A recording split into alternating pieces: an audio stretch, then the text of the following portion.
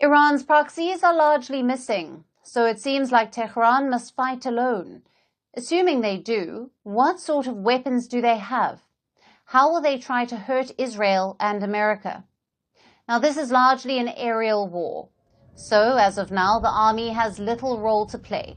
Your tanks, your armored vehicles, your soldiers, none of them have joined the fighting. Instead, Iran has turned to its ballistic missiles. Experts say that they had around 3,000 of these missiles. Of course, this was before the war started. Since then, Iran has fired at least 500. Plus, Israel has destroyed multiple missile launches.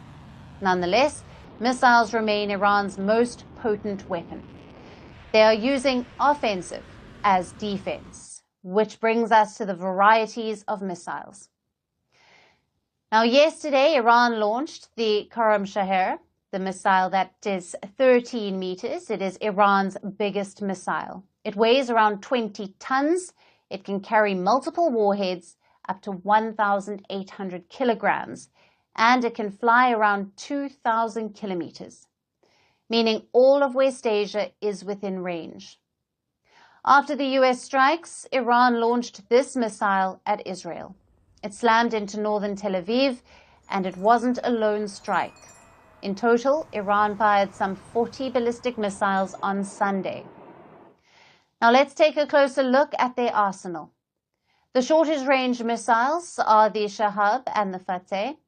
They can cover up to 300 kilometers. The Shahab 2 has a longer range. It can reach up to 500 kilometers. And the Zulfagar, which can travel 700 kilometers.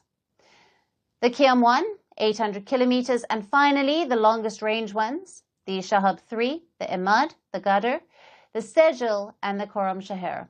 Now, these can travel around 2,000 kilometers. These are the missiles that Iran could use to retaliate. But frankly, that's not the story. The story is what Iran will target. So far, they have not hit back at US targets. The Americans have some 19 military installations in West Asia, but none of them have been hit. Instead, Iran has continued launching missiles at Israel. And that's one option for Iran. Keep striking Israel. A second option is to unleash its proxies. Hezbollah and Hamas may be weak, but the Houthis of Yemen are still capable. They attacked cargo ships in the Red Sea for most of 2024. Chances are they could go back to doing that. Which brings us to the option 3. Iran could close off the Strait of Hormuz.